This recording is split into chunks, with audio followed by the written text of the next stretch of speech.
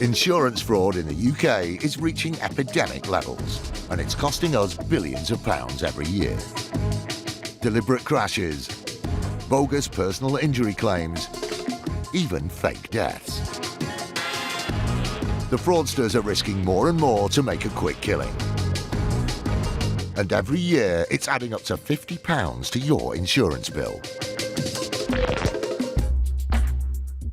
Insurers are fighting back, armed with covert surveillance systems. The equipment that we have to use has to be cutting edge. It's as simple as that. Sophisticated data analysis techniques. This is connected to a bank account and a second mobile phone number. And a newly formed dedicated police unit. Police, get back! They're catching the criminals red-handed. All those con men, scammers, cheats on the fiddle, now they're caught in the act and claimed and shamed.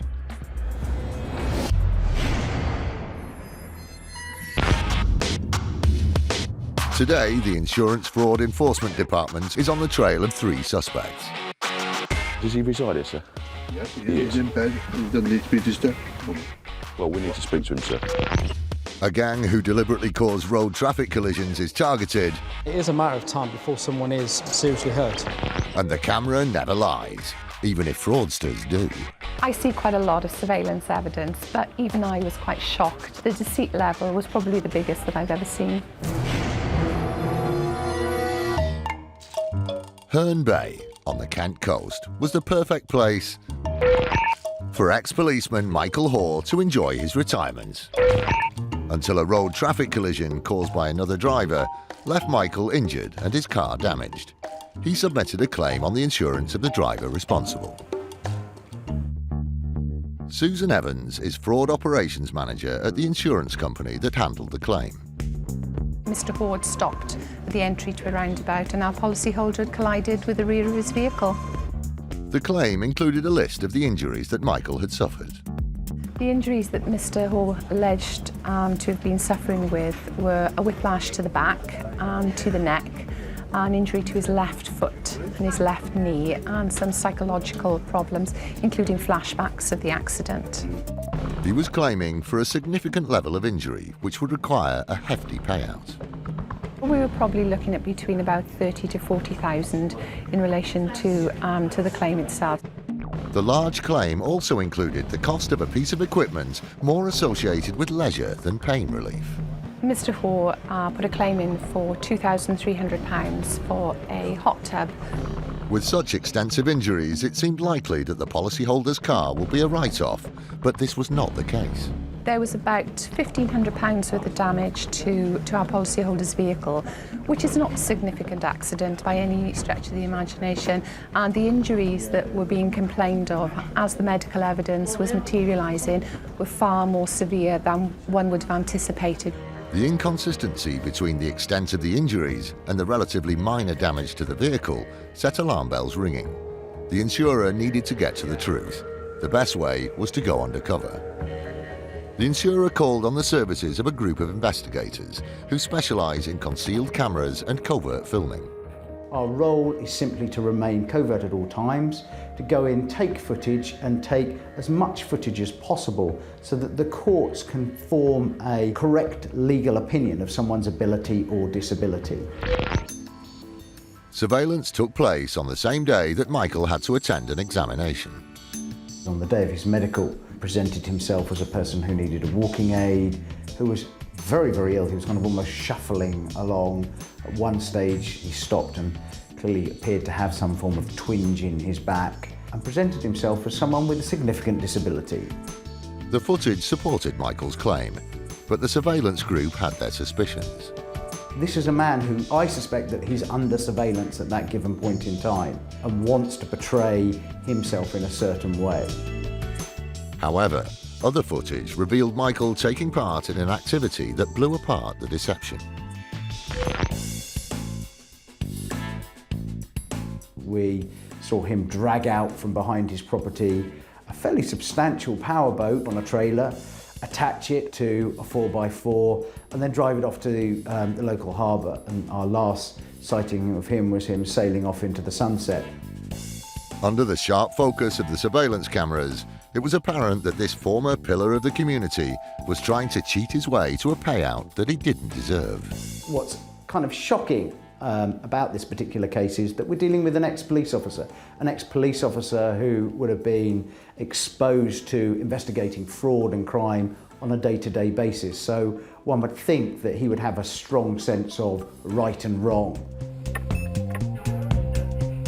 I see quite a lot of surveillance evidence, but even I was quite shocked. The deceit level was probably the biggest that I've ever seen. I think he was a very, very good actor. With the insurer now certain the claim was fraudulent, the decision was taken to pursue the matter in a criminal court. A decision was made to take it to a criminal court and allow a judge to decide the outcome. Before the trial, Mr. Hoare tried to claim that the person in the footage was in fact his brother, but that was a lie too. There was no resemblance to his brother at all. The case proceeded to trial. Despite the formidable amount of evidence against him, Michael initially pleaded not guilty. But the footage was so compelling that something highly unusual happened in court. Sometime into the trial, the judge stopped the proceedings and suggested that it would have been within Mr. Hoare's best interests if he pleaded guilty. He did eventually plead guilty and received a 6-month suspended sentence for 12 months. For us, actually getting the genuine claims settled quickly and efficiently and weeding out these fraudulent claims is a good day's work. A road crash gang that targets innocent drivers, I think the whole experience for the young girl was shocking and terrifying. and some photos of crash damage are decidedly dodgy. The expert found that those images had been tampered with, they'd been altered, they'd been taken from different cameras. In the fight against the growing problem of insurance fraud, an elite police squad have come together to form IFED, the Insurance Fraud Enforcement Department. Insurance fraud isn't a victimless crime. £50 of each premium you pay each year goes to the fraudsters. We have been set up to tackle that problem. This dedicated team works tirelessly to bang up the crooks and con men getting rich off other people's money. Please get back! It is our intention to create a climate of fear for the fraudster. There's every chance that an IFED detective may come knocking on their door to arrest them for committing an insurance fraud. Police, don't move, stay where you are! By April 2012, after only 6 months of operating, they had already busted 80 fraudsters, adding up to £12 million of fraud under investigation. These people are criminals. These are nasty people. They don't go out to work on a Monday morning like most people do. Their work is submitting insurance fraud claims.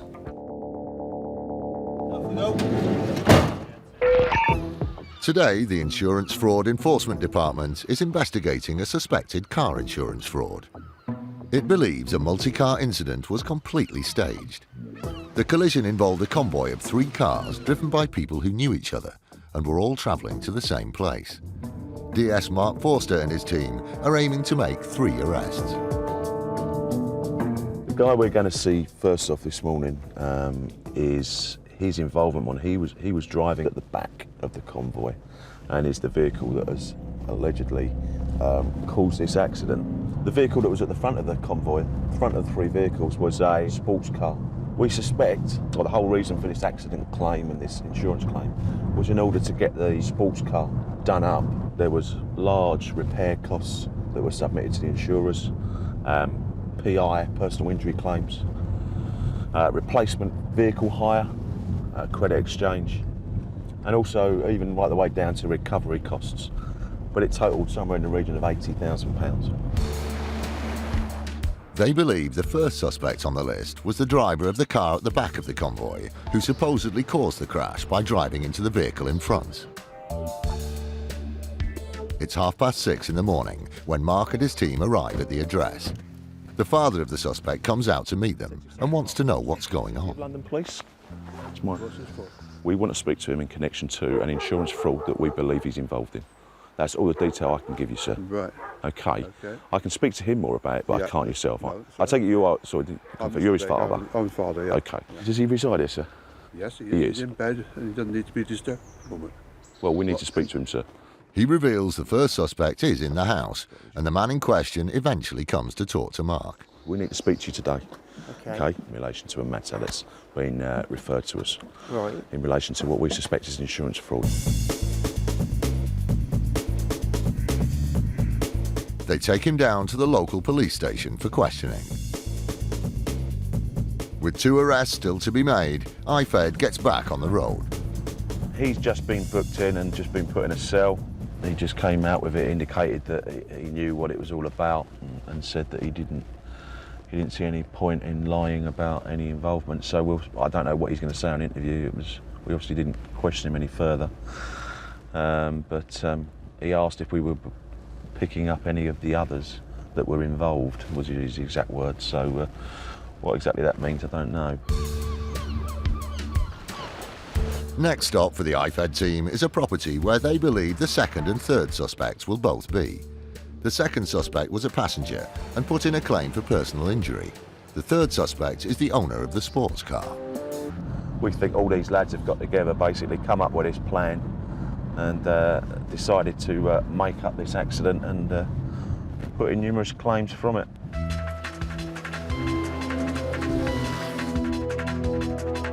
They arrive at the property and are hopeful both suspects will be in.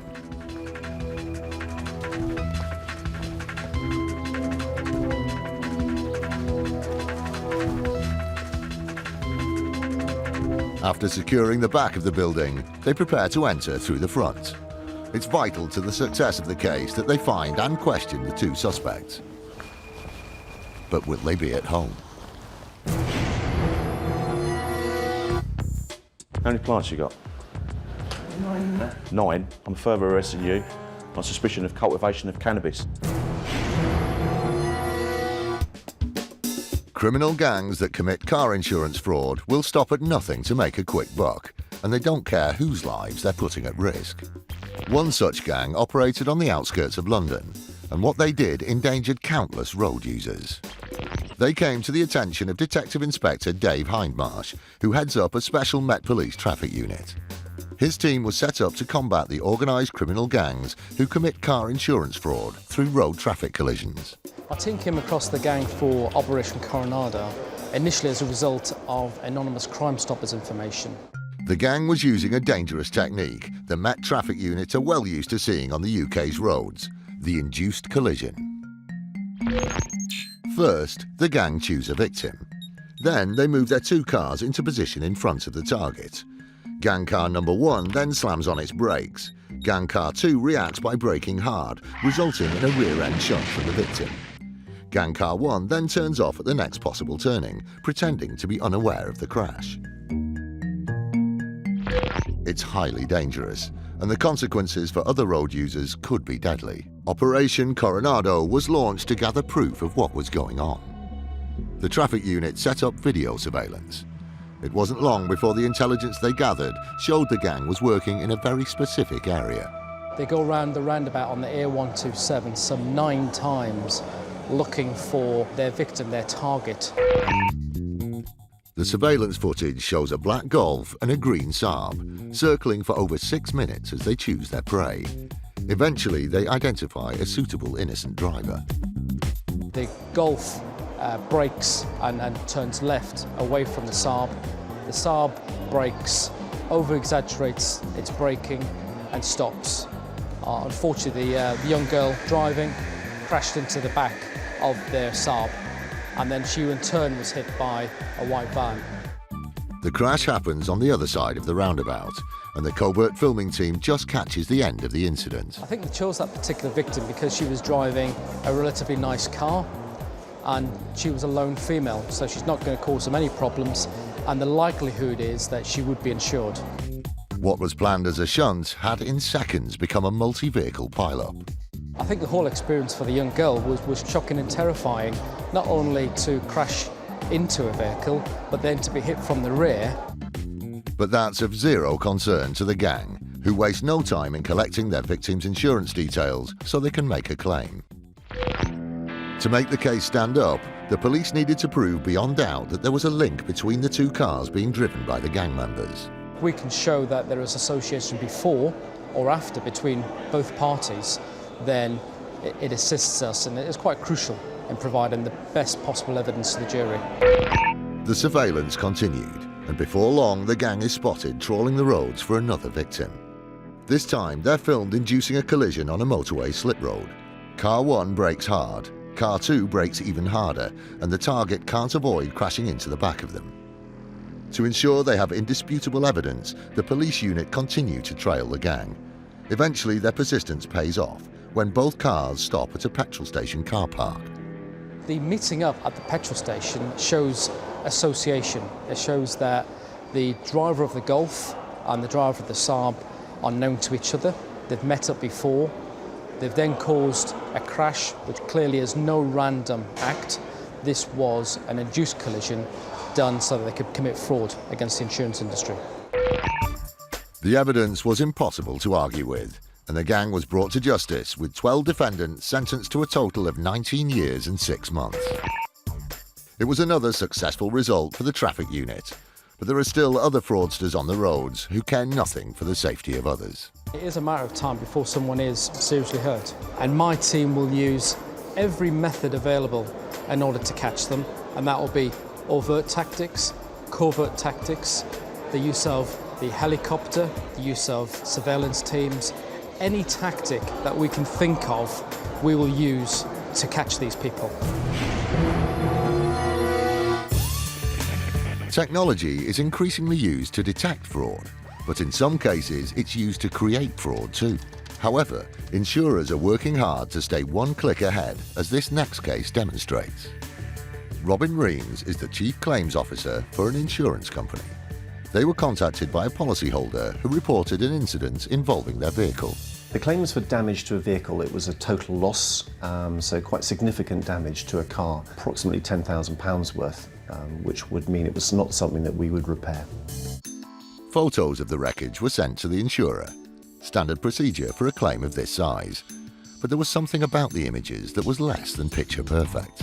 Our suspicions were aroused because the photographs that we received of the damage to the car didn't look right. What struck us in particular was the damage to the front of the car. The quality of the photographs around the damage to the tyres and the front wheels were not consistent with the photograph quality of the rest of the car.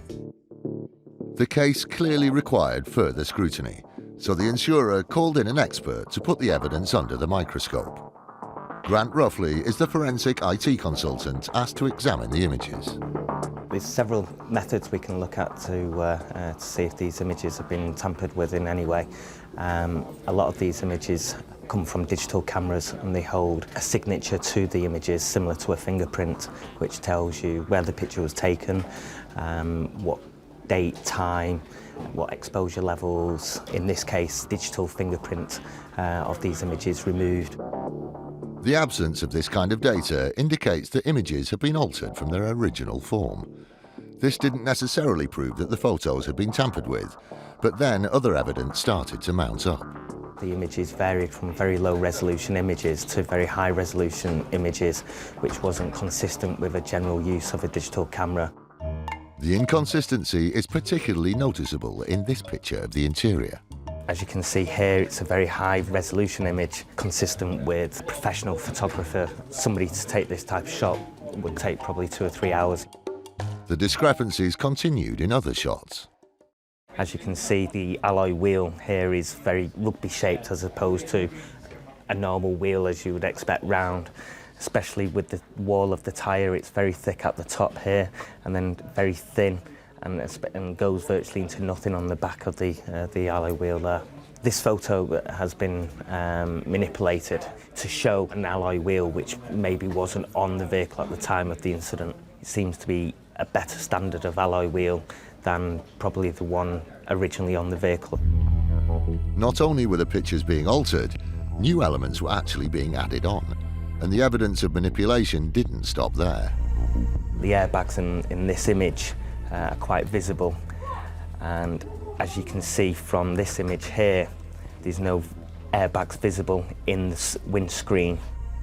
Which leads to an unavoidable conclusion. It could be possible that the person who's claiming for this vehicle is trying to insinuate it was a high-impact collision or hoping to have the vehicle written off. The evidence of fraud was stacking up. Our final conclusion with regards to the analysis of these photographs were in fact that they were poorly edited, and as such we believe that they were used in order to put forward a fraudulent claim. A report of the examination was compiled and passed back to the insurer. The expert found that those images had been tampered with, they'd been altered, they'd been taken from different cameras, and that the images that we had been sent showing damage to the car was not actually a true reflection of that damage. A fraudulent claim was clearly being made, but on investigation, the insurer found that the driver of the wrecked vehicle was totally innocent. So they looked again at the other people who had been involved in the claim, the salvage yard and the assessor. What they uncovered next indicated a much more organised outfit. The salvage yard sent the assessor some photographs of the actual car. The assessor then doctored those to superimpose damage from a similar vehicle that had more significant damage done to it, in order that that vehicle would be written off, when the real case was it probably was a car that could have been repaired at little value. The salvage agent would then be free to repair it and make a significant profit on selling it on later.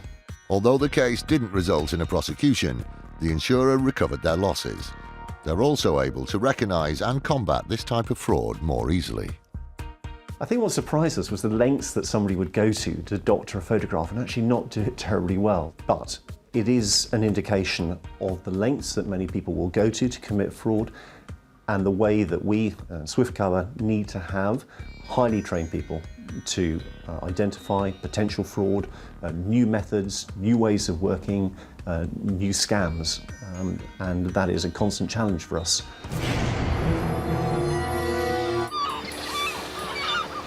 IFED has come to arrest 3 suspects who they believe are connected to a suspected car insurance fraud. They arrested the first one early that morning and are pursuing the remaining 2 suspects. The trail has led them to a second property. The IFED team is optimistic they will find both suspects inside.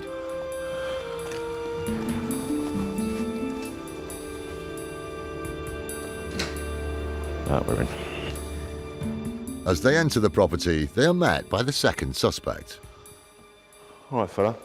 Firstly, okay, I need to speak to you today regarding an allegation that's been made where it's alleged that you're involved in a conspiracy to defraud insurance companies. No. All right, hear me out, yeah? Okay, so in relation to that offence and that allegation, I'm arresting you on suspicion of conspiracy to defraud, and we'll be looking to interview you later on this morning. Although there's no sign of the third suspect in the flat, they make an important discovery of another kind. How many plants you got?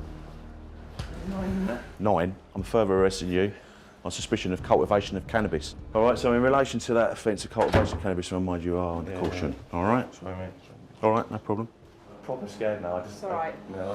I don't like dealing with people on the streets. I smoke weed like I've got my own bombs. I just sit in here and smoke weed. That's the gentleman who we believe has submitted the PI claim. He was the passenger. Obviously, we've gone in there. I've arrested him in relation to that conspiracy to defraud. And we've uncovered there a sort of small little cultivation of cannabis sort of factory, if you like. He's got all the aircon machine and everything else. He's got about, he said, 9 plants in there, so he's cultivating cannabis, although he says it's for his own personal use. It's quite a lot of cannabis. Birthday yesterday. Sorry? It's my birthday yesterday. Happy birthday for yesterday. Yeah, isn't it?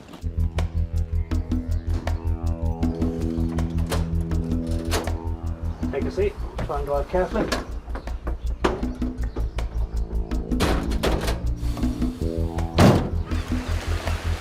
The search continues for the third suspect, the owner of the sports car. We're on our way now to a company address where we know that one of the individuals involved in this fake claim is it's his place of work, basically. They're like the body repair shop, and a lot of the repairs to the damage and things were meant to have been done through this company. So we've got 2 arrested so far, as you're aware. We're going to go and pick up this guy. He'll be the third. First chap this morning has been interviewed. Scott's interviewed him this morning. He's just come out of interview, and the guy's admitted on interview that this accident is a complete fabrication.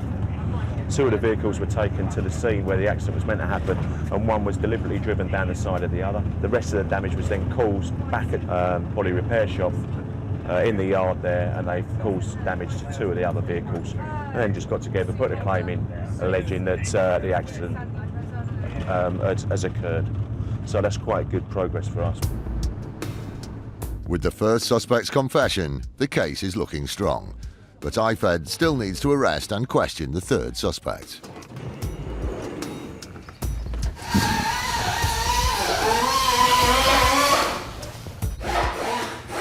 Listen. Hello, mate. I'm Mark Fulson from City London Police, okay, Insurance Fraud Enforcement Department. Right. Okay.